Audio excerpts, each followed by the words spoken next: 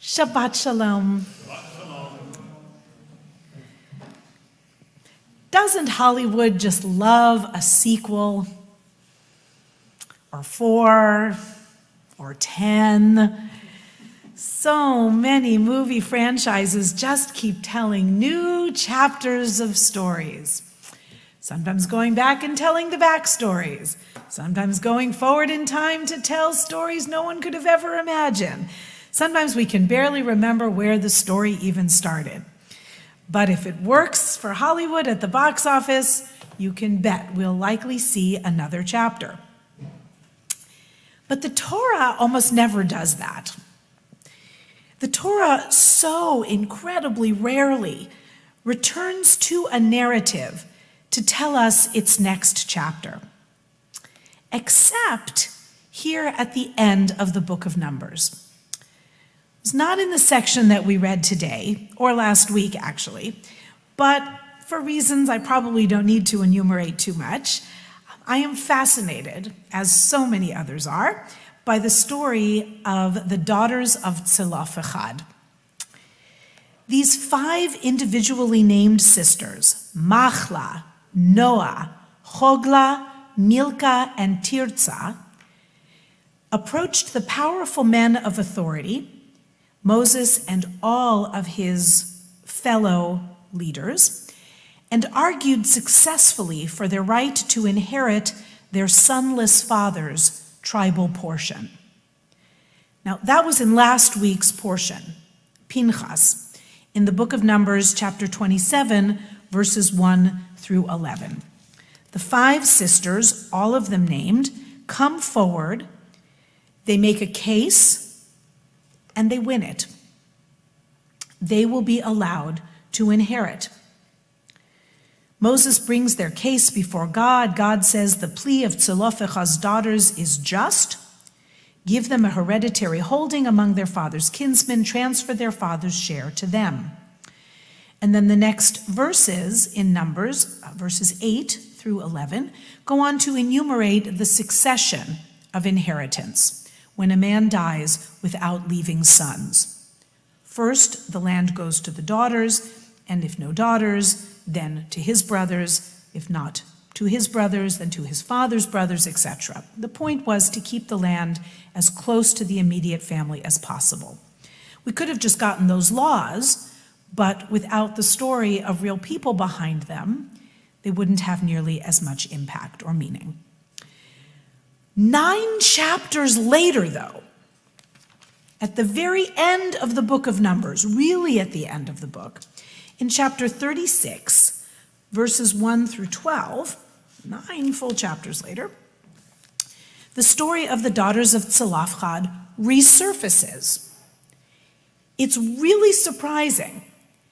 We might think at first glance that if the story was going to be brought up again, it would be, as often happens in many other places in the Torah, to remind us of what happened earlier, to kind of restate an event or a law of particular import.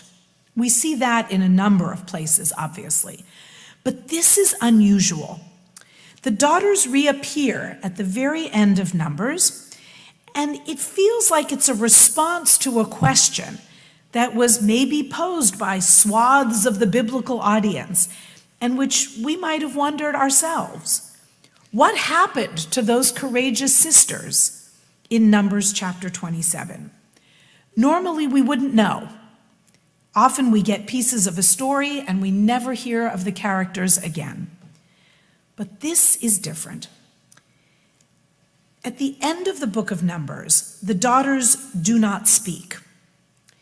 This time, the male heads of their family come forward to make an argument that the daughters' inherited portions must remain within the family. They argue that should the sisters marry outside the tribe, the women's portions would become property of their new family, and their own stakes would be reduced. And again, the claim is declared valid. Moses decrees by the word of God that the daughters of Zelophehad may marry whomever they wish, as long as their chosen husbands are from their own tribe. This way, Numbers 36, verse 7, an inheritance of the children of Israel shall not make rounds from tribe to tribe. So passing inherited holdings around over and over again. From there, the law extended to all the daughters of Israel who inherited land and other property. We learn the very last verses of the book of Numbers. The daughters of Zelophehad did as the Lord had commanded Moses. Machla, Tirzah, Chogla, Milcah, and Noah. They're named again. Remarkable. Zelophehad's daughters were married to sons of their uncles. So they married their cousins, marrying into clans of the descendants of Manasseh, son of Joseph, and so their share remained in the tribe of their father's clan. These are the commandments and regulations that God enjoined upon the Israelites through Moses on the steppes of Moab at the Jordan near Jericho. Chazak, chazak, v'nitchazek. The end of the book of Numbers. We think there that the story ends, but it doesn't. Many students of Torah rejoice at the unusual inclusion of the names of the daughters of Zelophehad in both of those places where their story is told. These sisters epitomize the power of sisterhood, the potential for women, even in the biblical world and on occasion, to speak and be heard, and the ability of women in a very male-dominated society to make and win a legal argument. In the second installment, though, some of that earlier victory is diminished. As noted, they don't speak, and their autonomy is curtailed by their male relatives who emphasize their position as assets. We can understand the men's motivations. They want to keep the holdings within the tribe, but we also might feel a little unsettled by the apparent marginalization of the sisters and the limitation of their marriage prospects. Now, I don't want to assign feelings to anybody, but it turns out a lot of the rabbis of the Talmud were also uncomfortable by the restrictions placed on the daughters of Israel. They declared that the prohibition on intertribal marriages was lifted once the Israelites entered and divided the land, and that the ending of the ban was met with a great celebration. The anniversary of the announcement that members of all Israelite tribes were eligible as prospective partners was declared by the rabbis of the Talmud to be Tu B'Av, the 15th day of the month of Av, one of the most joyous, if little-known days on the Jewish calendar. Much of this comes from the Babylonian Talmud, tractate Ta'anit 30a and b. Cantor Rudy just announced the beginning of the month of Av, and we are probably acquainted with the 9th of Av, Tisha B'Av, that day of great calamity.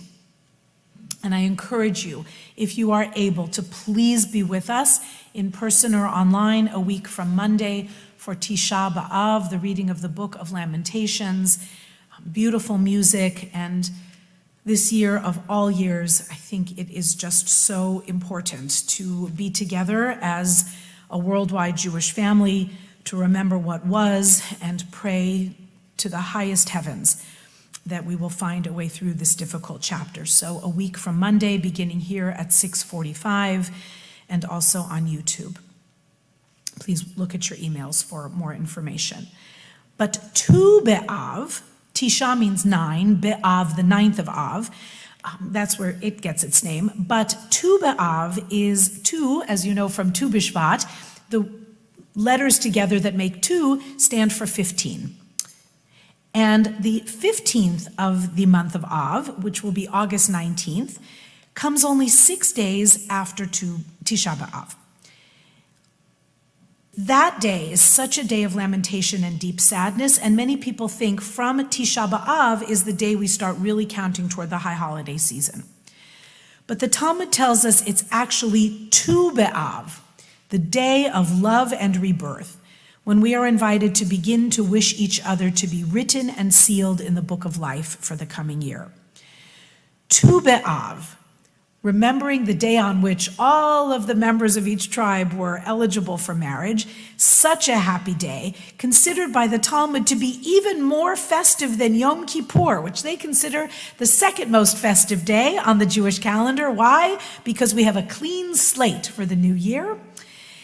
Tu B'Av was described by Rabbi Shimon ben Gamliel as the day when the daughters of Jerusalem would go out to dance in the vineyards, and whoever did not have a wife would go there to find himself a bride.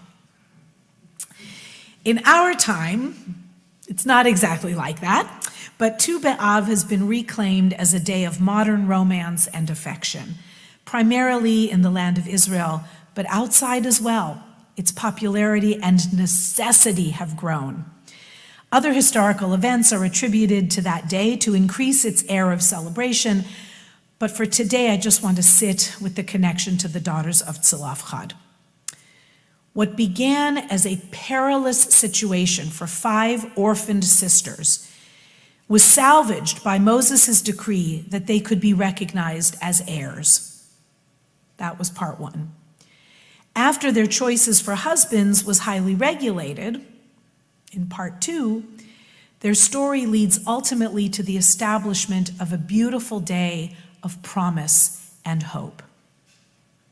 Part 3. This trilogy reminds us that stories arc and evolve. Things shift and change, often with great difficulty, but often for the better. The willingness of Jewish tradition to rewrite our script based on new scenarios should encourage all of us to remember that we are but players in a grand drama, and that perhaps, please God, perhaps, the best is yet to come. Shabbat Shalom.